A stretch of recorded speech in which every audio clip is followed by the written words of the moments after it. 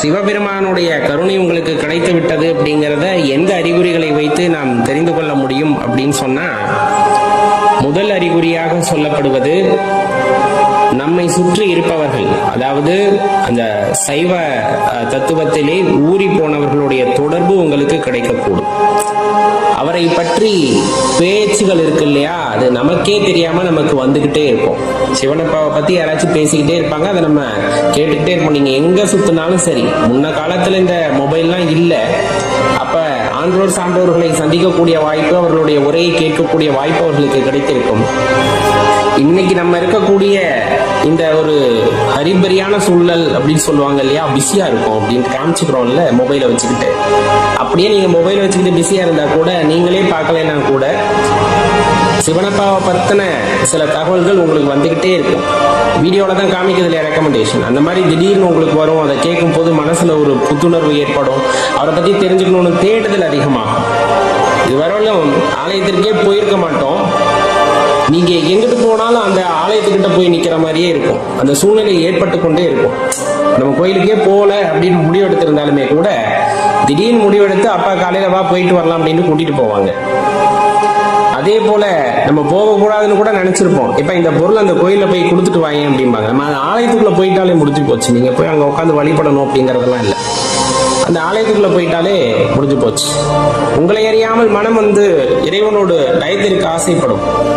ஏதாச்சும் அவருக்கு பாடணும், அவரை பத்தி பேசணும் அப்படிங்கிற தன்மை உங்களுக்குள்ள ஏற்படுது. அப்படிங்கும் போதே அவருடைய கருணை பார்வை உங்கள் மீது விழுந்து விட்டது அப்படிங்கறது அர்த்தம். இன்னும் சொல்ல போனா, நம்ம சொன்ன மாதிரி ஆன்றோர் சான்றோர்களுடைய தொடர்பு கிடைக்கிறது அப்படிங்கிறத தாண்டி அமைதியாக வந்து தியானிக்க வேண்டும் என்ற எண்ணம் படிப்படியாக மேலே வரும். எல்லா உயிர்களையும் சிவமாக பார்க்கின்ற அந்த தாற்பயம் உங்களுக்குள் ஏற்படும். எல்லா உயிர்களையும், அடியேன் கூறுவதை தெளிவாக உணர்ந்து கொள்ளுங்கள், எல்லா உயிரிலையும் சிவபெருமானை காணக்கூடிய, இந்த சிவத்தை உணரக்கூடிய அந்த தன்மையானது நம் மனதிலே ஏற்படும். அப்படி ஏற்படுகிறது அப்படின்னாலே தெளிவா தெரிஞ்சுக்குங்க, இறைவன் நம்மை ஆட்கொண்டு விட்டார் அப்படிங்கிறது. ஏன்னா ஒன்றே பலவாக இருக்கின்றன, அந்த பலவையில் நாம் ஒன்றாக இருக்கின்றோம். அப்ப மீதி இருக்கிற பொருளையும் சிவமாக பாவிக்கக்கூடிய மனது உங்களுக்கு வந்துட்டாலே, அது சிவபெருமான் ஆட்கொண்டதைத்தான் குறிக்கும் அப்படிங்கிறத தெளிவா தெரிஞ்சுக்கங்க. என்னைக்கு அவர் ஆட்கொண்டாரோ அன்னையிலிருந்து மற்ற பொருட்களின் மீதோ மற்ற இச்சைகள் மீதோ நம்மளுக்கு என்ன ஆகாது அப்படின்னா ஆர்வம் ஏற்படாது. இறைவனே அப்படின்ட்டு போகும்.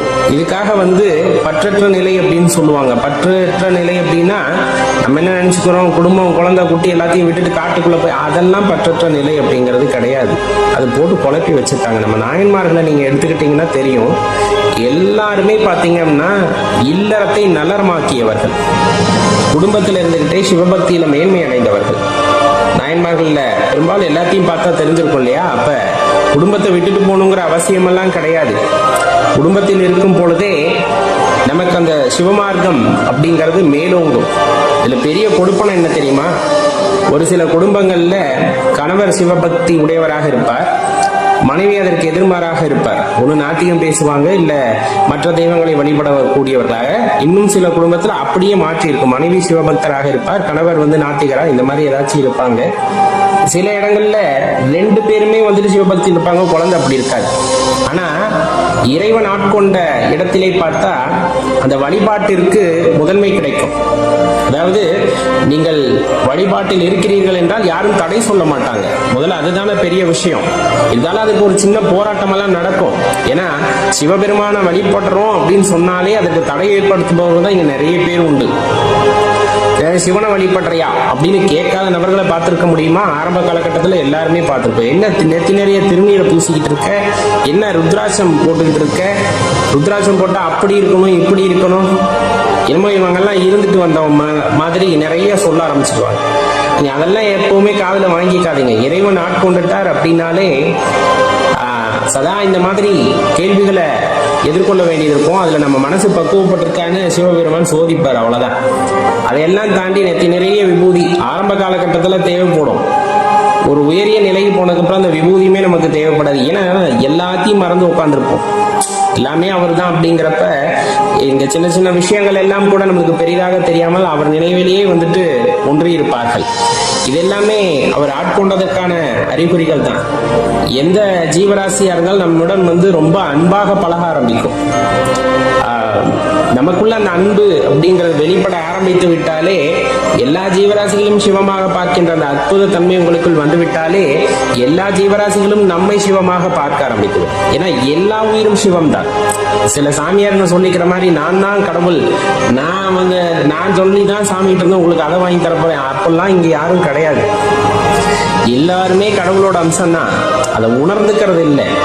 எல்லாத்துக்கும் உணர்ந்துக்க கூடிய வாய்ப்பு ஒவ்வொரு காலகட்டத்தில் ஏற்படும். இறைவனிடம் எல்லாருமே தனித்தனியாவே பேசலாம். ஒருத்தர் மூலமா தான் ஒருத்தர் பேசணுங்கிற அவசியம் இல்லை. அந்த பக்குவம் நமக்கு இருக்கிறதா அப்படிங்கிறது தான் இங்க பிரச்சனையே. அந்த பக்குவத்தை எப்படி உண்டாக்கிக்க முடியும் அப்படின்னா, மனதை தயார் நிலையில் வைத்திருப்பதன் மூலமாக உண்டாக்கி கொள்ள முடியும். எப்போதுமே இறைவனுக்கான இடத்தை நீங்க மனசுல வெற்றிடமா வச்சுக்கணும், சுத்தமா வச்சுக்கணும். மனசை சுத்தமான இடத்துல தானே இறைவன் வந்து அமர்வார். பொதுவா சுத்தமான இருக்கிற இடத்தை நோக்கி தான் நம்மளே போவோம். குப்பையும் குளமா இருக்க இடத்துக்கு நம்ம போவோமா? நம்மளே போக மாட்டோம். அப்ப மனசுக்குள்ள வஞ்சகம் இருக்கு, அகந்தை இருக்கு, அகங்காரம் இருக்கு, கோபம் இருக்கு. இந்த மாதிரி குப்பையெல்லாம் மனசுக்குள்ள போட்டு வச்சிருந்தா அங்க இறைவன் எப்படி வெளிப்படுவார்? உள்ள இருப்பார், எப்படி வெளிப்படுவார்? மாட்டார். படிப்படியா கோபத்தை குறைக்கணும், அகங்காரத்தை குறைக்கணும், மமதையை குறைக்கணும். இந்த மாதிரி எல்லா விஷயங்களையும் வந்துட்டு குறைச்சிக்கிட்டே நம்ம வர்றோம். அப்படிங்கும் போது ஒரு கட்டத்துல மனசு ரொம்ப சுத்தமா மாறும். இந்த மாதிரி மனசு சுத்தமா மாறிடுச்சு அப்படின்னாலே அங்க வந்து சிவபெருமான் வீற்றிருக்கிறார் அல்லது வெளிப்படுகிறார் அப்படின்னா அது அந்த இடத்துல முதன்மையானதா இருக்கும். அப்ப நமக்குள்ள இருக்கின்ற அந்த இறையாற்றல் வெளிப்பட வேண்டும் அப்படிங்கும் போது மனசு சுத்தமா இருக்கணும், அதுக்கு நம்ம தயாரா இருக்கணும். இதெல்லாம் அதனுடைய அறிகுறிகள் அப்படின்னு சொல்லக்கூடிய. சில பேருக்கு பாத்தீங்க அப்படின்னா ஆக்ஞா சக்கரத்துல ஒரு உறுத்தல் ஏற்படும். புருவ மத்தியில ஒரு உறுத்தல் ஏற்பட்டுக்கிட்டே இருக்கும். அந்த ஒரு 3:30 மணி 4 மணிக்கு மேல சரியான தூக்கமே வராது. சதா சர்வ காலமும் அவரையே நினைச்சுக்கிட்டு இருப்போம். அது ஒரு 3:30 மணிக்கு மேலாம் சுத்தமா தூக்கம் வராது. எந்திரிச்சு உட்காந்து ஜபம் செய்யணும் அப்படின்னு தோண ஆரம்பிச்சிடும். அல்லது சும்மானாச்சும் எந்திரிச்சு உட்காந்துருப்பாங்க. ஏன் இப்படி தூக்கம் வராம இருக்கு? இதெல்லாம் சில அறிகுறிகள். நேரத்தை கடத்தாதே, நேரத்தை வீணடிக்காதே அப்படிங்கிறதுக்கான அறிகுறிகள். இறைவன் ஆட்கொண்டு விட்டால் இந்த விஷயம் எல்லாம் தோண ஆரம்பிக்கும். அதே போல நம்ம சில விஷயங்களை வந்துட்டு நம்மளுடைய பிளான்லயே இருந்திருக்காது. கோவிலுக்கு போகணும் வரணும் அப்படிங்கிற அந்த பிளானே இருந்திருக்காது. சிவாலயத்துக்கு போகணும் அப்படின்னு போற வழியில ஏதோ ஒரு இடத்துக்கு போயிட்டு இருப்போம். அங்கிருந்து டேய் அப்படின்னு கூப்பிடுற மாதிரி ஒரு சத்தம் கேட்கும். திரும்பி பார்த்தா அங்க ஒரு ஆலயம் இருக்கும். மனசுல ஒரு அலாம் இருக்கும் எப்பவுமே. நம்ம சொன்ன மாதிரி டேய்னா சத்தமாலாம் இல்லை, மனசுக்குள்ள தோணும் இங்க ஏதோ ஐயனோட ஆலயம் இருக்க மாதிரி தோணுதே அப்படின்னு திரும்பி பார்த்தோம்னா அது குறிப்பிட்ட சுற்றளவுல வந்துட்டு அங்க ஒரு ஆலயம் இருக்கும். அதெல்லாம் இறைவன் ஆட்கொண்டால் மட்டும்தான் அதை நம்மளால உணர்ந்து கொள்ள முடியும். இல்லைனாலுமே நம்ம பிளானே பண்ணலைன்னா கூட அந்த ஆலயத்திற்கு போவதற்கான வாய்ப்பு அவ்விடத்தில் ஏற்படுகிறது. அப்படிங்கும் போதும் சிவபெருமான் நம்மை ஆட்கொண்டு விட்டார் அப்படிங்கிறத இந்த அறிகுறிகள் மூலமா நீங்க தெரிஞ்சுக்கலாம்.